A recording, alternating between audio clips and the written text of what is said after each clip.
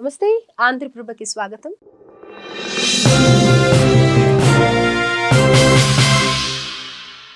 మనతో పాటు ఆర్థిక, రాజకీయ, సామాజిక విశ్లేషకులు మధు గారు ఉన్నారు. వారితో మాట్లాడదాం.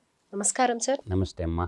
అంటే మునుపటి కంటే, అంతకు ముందు ప్రభుత్వం కంటే ఇప్పుడు ప్రభుత్వం ఎలాంటి అభివృద్ధి చేయట్లేదు అంటారా? అభివృద్ధి అంటే దానికి అర్థం కావాలమ్మా. అభివృద్ధి అంటే డబ్బులు ప్రజల సొమ్ము ఎదజమ్మటం కాదు. అభివృద్ధి అంటే జీవన ప్రమాణాలు పెరగాల. జీవన ప్రమాణాలు పెరగాలంటే ఏం చేయాలా? ప్రజలు భూములు కొట్టేయమని చెప్పారు. ఏమన్నా ప్రజల భూములు ఇండోసోల్ అనే కంపెనీ ఎవరిదమ్మా? ఇండోసోల్ అనే కంపెనీ ఎవరిది? స్వయంగా జగన్మోహన్ రెడ్డి బంధువులది, అవినాష్ రెడ్డిది. అవి ఇండోసోల్ భూములు కావల దగ్గర ఎవరికి రాసిస్తున్నారు? ఎందుకు ఇవ్వాలా? అసలు భూములు రైతులు ఎందుకు ఇవ్వాలని నేను అడుగుతుండా. లీజుకి తీసుకుంటారా బై భూములు? దాని మీద వచ్చే ఆదాయాన్ని రైతులకు ఇవ్వండి. ఈరోజు ఇంకా చెప్తున్నానమ్మా, భూములు కొట్టేసేటువంటి ప్రోగ్రాము బాగా జరుగుతుంది. ఈ భూములు అనేవి ప్రజల దగ్గర లీజుకి తీసుకోండి. ఒక సంవత్సరానికి 30,000 50,000 కౌలు ఇవ్వండి. ఆ భూములు ఏం చేస్తున్నారు? నేను ఒక సింపుల్ ఎగ్జాంపుల్ చెప్తానమ్మా. లేపాక్షి ఒక సెజ్ ఉంది అనంతపురం జిల్లాలో. 8,844 ఎకరాల భూములు. ఎవరు భూములు అయ్యి? ప్రభుత్వ భూములు. గతంలో దామోదరం సంజీవయ్య ఈ రాష్ట్రానికి 1962లో కర్నూలు జిల్లాలో పెదపాడు గ్రామంలో పుట్టినటువంటి దామోదరం సంజీవయ్య గారు పంచిన భూములు. బీసీలకి, ఎస్సీలకి, ఎస్టీలకి, మైనారిటీలకి ఇచ్చినటువంటి భూములు రాజశేఖర రెడ్డి ముఖ్యమంత్రిగా ఉన్నప్పుడు 8,844 ఎకరాల భూమిని లేపాక్షి సెజ్జుకి ఇచ్చారమ్మా. ఆ భూములు ఏం చేశారో తెలుసా? నేషనలైజ్డ్ బ్యాంకుల కన్సార్టియంలో పెట్టి 6,500 కోట్లు డబ్బు తెచ్చారమ్మా. ఆ డబ్బులు తిరిగి కట్టకపోగా నేషనల్ కన్సార్టియం బ్యాంకుల చుట్టూ అయ్యా మీరు ఇండి అని అడుక్కుంటుండే. నేషనల్ బ్యాంకుల్లో ఉండేటటువంటి డబ్బు ఎవరిదమ్మా? ప్రజలదే. అంటే ఫ్యాక్టరీలు వచ్చినాయా?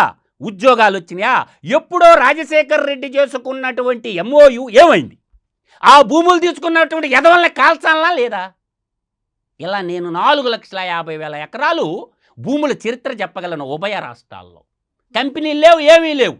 రైట్, గ్రేట్ అండి. అయితే ఇప్పుడు దాకా మీరు చెప్పిన దాన్ని బట్టి అయితే ఏ పార్టీ వచ్చినా కానీ ప్రభుత్వం కిందికి అన్ని పార్టీల్లో కూడా ఇలాంటి ప్రజల్ని దోచుకునే విధానమే ఉంది తప్ప ప్రజలకి న్యాయం చేసే విధానం లేదు అని అంటున్నారు. అయితే ఇప్పుడు ఈ వ్యవహారం ఏదైతే ఉందో సింగయ్య వ్యవహారం, ఇందులో నిజంగా జగన్ని ఇరికించాలని చూస్తుందా కూటమి ప్రభుత్వం? నేననేది వ్యక్తిగతం ఎందుకు తీసుకుంటున్నారమ్మా?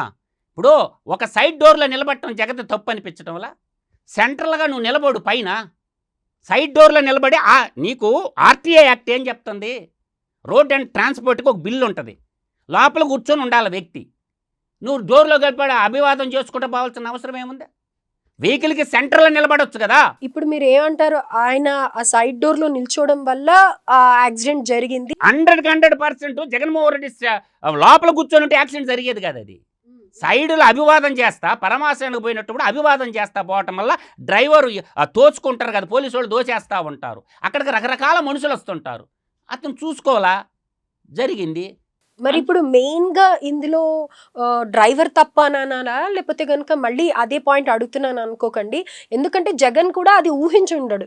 ఎన్నోసార్లు ఆయన ర్యాలీ చేశారు, నడుచుకుంటూ పాదయాత్రలు చేశారు, ఎన్నో చేశారు. ఇది ఎక్కడా జరగని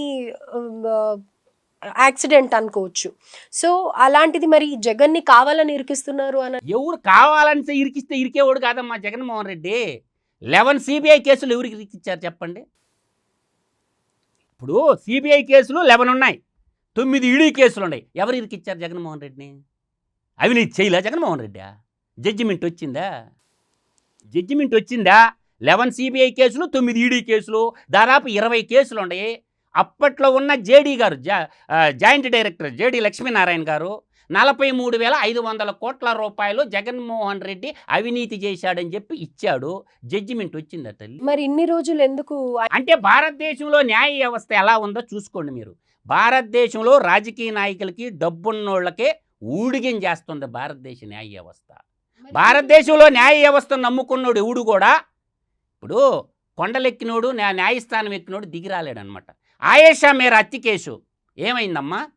ఒక ఆడబిడ్డను రేపు చేసి బీపారసం చేసినటువంటి అమ్మాయిని రేప్ చేసి చంపితే ఏం ఇచ్చిందమ్మా ఈ దేశ న్యాయవ్యవస్థ, ఈ దేశ ఇన్వెస్టిగేషను, ఈ దేశ సిబిఐ వాళ్ళు? కాబట్టి ప్రజల్ని నేను ఎడ్యుకేటెడ్ చేస్తుండా. నమ్మబాకండి రాజకీయ నాయకుల్ని. రాజకీయాల నాయకులను నమ్ముకుంటే మీ ఇల్లు ఒళ్ళు గొల్లైపోద్ది. ఇప్పుడు గాలి జనార్దన్ రెడ్డికి మొన్న ఒక జడ్జిమెంట్ ఇచ్చారమ్మా, జైల్లో పెట్టారు, కన్విక్షన్ పడింది. సుప్రీంకోర్టు ఎట్టిచ్చిందమ్మా బెయిల్ మళ్ళా? అంటే కోర్టుకి తీర్పుకి మారిపోతుంటాయా? ఇది ఎక్కడ న్యాయ వ్యవస్థ అమ్మా? బొబ్బిలిపుల్లో ఎన్టీ రామారావు చెప్తారు, ఈ కోర్టుల వ్యవహారం గురించి బొబ్బిలిపుల్లో పెద్ద ఎన్టీఆర్ చెప్తాడు. కోర్టుకి తీర్పు న్యాయస్థానానికి మారిపోతుంటాయి జడ్జిమెంట్లా. అంటే కింద వాళ్ళు చదువుకోలేదా న్యాయమూర్తులు? కింద కోర్టు ఇచ్చినటువంటి అంటే న్యాయం కూడా కొనుక్కునేటటువంటి దౌర్భాగ్య పరిస్థితిలో భారతీయులు వచ్చున్నారమ్మా ఈరోజు. న్యాయస్థానాలన్నీ కూడా మొత్తం కూడా న్యాయస్థానాల కింద కోర్టు నుంచి సుప్రీంకోర్టు దాకా జడ్జిమెంట్ ఇచ్చే జడ్జిలు లేరమ్మా. ఇది మాత్రం నేను చెప్తున్నాను. కోర్టుకు పోయి కోరి కష్టాలు తెచ్చుకునేదానికంటే మౌనంగా ఉండటమే బెస్ట్ అనిపిస్తుంది. అందువల్ల మీరు వ్యక్తులు కాదు ప్రధానం, వ్యవస్థ ముఖ్యం. చెడబారినదైన వ్యవస్థ దక్షులెవ్వారులు ఉపేక్ష చేసిరే, ఆ వ్యవస్థ చెడిపోద్దమ్మా. ఈడేందంటే ఇవాళ మీడియా రంగం ఒత్తిగలుగా ఇడిపోయింది. కొన్ని వర్గాలేమో ఒక పార్టీకి, కొన్ని వర్గాలు ఒక పార్టీకి కొమ్ముగా ఎవరు డోలు వాళ్ళు కొట్టుకుంటున్నారు. ప్రజల్లోకి నిజాలు పోవడం లేదు. ప్రజల్లోకి నిజాలు పోవాలంటే ప్రజల ముందు ప్రశ్నించాల. ఇవాళ ఏ శాఖన్నా తీసుకో తల్లి, నీ ఇష్టం వచ్చిన శాఖ తీసుకో. ఎడ్యుకేషన్ శాఖ తీసుకుంటావా, టూరిజం శాఖ తీసుకుంటావా, R&B శాఖ తీసుకుంటావా, ఇరిగేషన్ శాఖ తీసుకుంటావా? ఈ 1 సంవత్సర కాలం అయిపోయినప్పుడు ఒక బడ్జెట్ కేటాయించినప్పుడు దేనికి ఎన్ని నిధులు ఖర్చు పెట్టినారు అవి ఎందుకు మాట్లాడటం లేదమ్మా? ఎంతకాడికి జగను, చంద్రబాబు నాయుడు, లోకేషేనా రాష్ట్రం అంటే? రాష్ట్రం అంటే ఇది కాదు నడవాల్సింది మీడియాలో. ఇరిగేషన్ శాఖకే ఎంత కేటాయించును, ఎక్కడ ఎంత ఖర్చు పెట్టినో చెప్పే దమ్ముందా ఇరిగేషన్ మినిస్టర్కి, ఆంధ్రప్రదేశ్ ఇరిగేషన్ మినిస్టర్కి? అంటే పోలవరం అంటే బహుళార్థ సార్థక ప్రాజెక్టు తల్లి. పోలవరం అనేది బహుళార్థ సార్థక ప్రాజెక్టు, అది జాతీయ ప్రాజెక్టు. సెంట్రల్ గవర్నమెంట్ కట్టి మనకి ఇవ్వాలా? పోలవరం అనేది ఉద్ది సెంట్రల్ గవర్నమెంటు విభజన చట్టం ప్రకారం కట్టి మనకి ఇవ్వాలా? RR ప్యాకేజ్తో సహా రాష్ట్ర ప్రభుత్వానికి ఏం సంబంధం, ఓన్లీ ఎగ్జిక్యూటివ్ చేస్తుంది అంతే. తర్వాత ఇప్పుడు నిమ్మల రామానాయుడు గారు ఆయన నేను చెప్తానే ఉంటాను, నీ ఇష్టం వచ్చిన నియోజకవర్గం సెలెక్ట్ చేసుకో. ఇవాళ మొన్న ఈ మధ్య 344 కోట్లు నేను ఇచ్చాను నీటి సంఘాల కన్నా, ఏవుడు అకౌంట్లో ఎంత వేసిన శ్వేతపత్రం రిలీజ్ చేయి చూస్తా. ఉదయగిరి నియోజకవర్గంలో ఒక్క తట్టడ మట్టిది ఇలా ఎవరితో చెప్తాడు నిమ్మల రామానాయుడు? ఇంకా చెప్తాను తల్లి. అనగాని సత్యప్రసాద్ రెవెన్యూ మంత్రిగా ఉన్నాడు. మీ శాఖల్లో జగన్నామస్మరణగా చేయాల్సింది. మీ శాఖలో నేను ఒక చెప్తున్నా, ఎవిడెన్స్ చెప్తున్నానమ్మా. నెల్లూరు జిల్లాలో అదే ఉదయగిరి నియోజకవర్గంలో జలదంకి మండలంలో సోమరపాడు అని ఒక రెవెన్యూ విలేజ్ ఉంటుందమ్మా. ఒక రెవెన్యూ విలేజ్ అంటే 2 గ్రామ పంచాయతీలు ఉంటాయి. 2 గ్రామ పంచాయతీలు అంటే గ్రామాలు కూడా ఉంటాయి. నేటి వరకు తల్లి స్వతంత్రం వచ్చి 77 ఏళ్ళు అయితే నేటికి పాస్ పుస్తకాలు లేవమ్మా. అనగాని సత్యప్రసాద్ పోయిండమ్మా ఊరా. అనగాని సత్యప్రసాద్ కూడా పైలుంది. మాట్లాడాల్సింది జర్నలిస్టులు కానీ, యూట్యూబ్ వాళ్ళు కానీ, వారపత్రికలు కానీ, మాసపత్రికలు కానీ రాయాల్సింది ఇదమ్మా. ఎవరు సొమ్మమ్మ ఇదంతాను? పోనీ జగన్మోహన్ రెడ్డి పత్రిక గడిచిన 5 ఏళ్లలో ఒక రాష్ట్ర ముఖ్యమంత్రి పత్రిక ప్రజాధనాన్ని ఎలా లూటీ చేస్తుందమ్మా? ప్రకటనల ముసుగులోనా? ఎవరు సొమ్మమ్మదే? అంటే అప్పులు చేసి పత్రికలకు యాడ్ చేయాల్సిన అవసరం ఉందా నాకు చెప్పండి?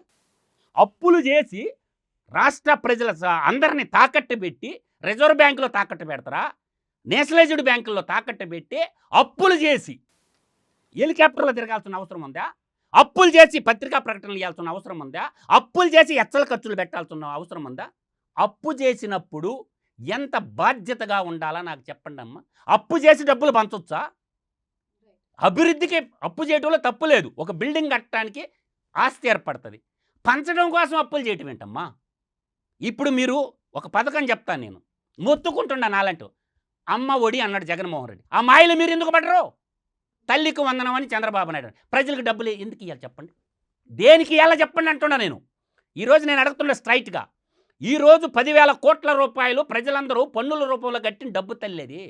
నేను సింపుల్గా చెప్తున్నా క్యాలిక్యులేషను. ఇవాళ 100 కోట్లు పెట్టుకోండి అమ్మా, 100 కోట్లు 100 కోట్లకి ఒక స్కూల్ కట్టండి, ఇంటిగ్రేటెడ్ స్కూల్ కట్టండి. ఇంటిగ్రేటెడ్ అంటే నవోదయ స్కూల్ లైక్ దట్ పెట్టి 6వ తరగతి నుంచి ఇంటర్మీడియట్ దాకా. నేను సింపుల్గా చెప్తున్నా తల్లి, ఒక చిన్న క్యాలిక్యులేషను. వాళ్ళకి బుర్ర లేకపోతే నేనేం చేసేదే? ఒక 25 కోట్లు భూములు కొనండి, ఒక 25 కోట్లు బిల్డింగ్లు కట్టండి, ఇంకా 50 కోట్లు ఆ స్కూల్ పేరు మీద స్థానిక పోస్ట్ ఆఫీసులో ఫిక్స్డ్ డిపాజిట్ చేయండి. నెల నెల వడ్డీ ఎంత వస్తుందో ఒకసారి చూడండి అమ్మ. 60 ఏళ్ళు పిల్లల్ని ఫ్రీగా చదివించవచ్చు. అన్నం పెట్టి 3 పూట్ల అన్నం పెట్టి, టీచర్లు కూడా ఇంటిగ్రేటెడ్ స్కూల్ అంటే టీచర్లు కూడా స్కూల్లోనే ఉంటారమ్మా. నవోదయ స్కూల్లో టీచర్లు ఎక్కడ ఉంటారు? స్కూల్లోనే ఉంటారు. అక్కడే సోలార్ ప్యానల్ పెట్టుకొని 6వ తరగతి నుంచి ఇంటర్మీడియట్ దాకా ఒక్కసారి ఫిక్స్డ్ డిపాజిట్ చేసేస్తే జీవితాంతం టీచర్ల జీతాలు వస్తాయా? 900 స్కూళ్ళు వచ్చాయా? అట్ట 5 సంవత్సరాలకి 4500 స్కూళ్ళు నిర్మించుంటుంటే విద్య ఉచితంగా 60 సంవత్సరాలు చదువుకునే వాళ్ళు 60-100 ఏళ్ళు ఉపాధ్యాయ ఉద్యోగాలు పెరిగాయా? అంటే ఇవాళ తల్లికి వందనం పేరుతోటి డబ్బులు ఇచ్చేస్తూ ఏమైపోతుంది? పిల్లలకి అడగండి అమ్మ, గ్రామీణ ప్రాంతాల్లో పోయి. ఒక గ్రామీణ విద్యార్థిగా చెప్తున్నాను నేను, మారుమూల కొండల్లో చదువుకున్న విద్యార్థిగా చెప్తున్నాను. తల్లులు ఈరోజు middle class, lower middle class పిల్లలు కుటుంబాలు బలైపోతుంది. రెండోది ఏంది? వైద్యం.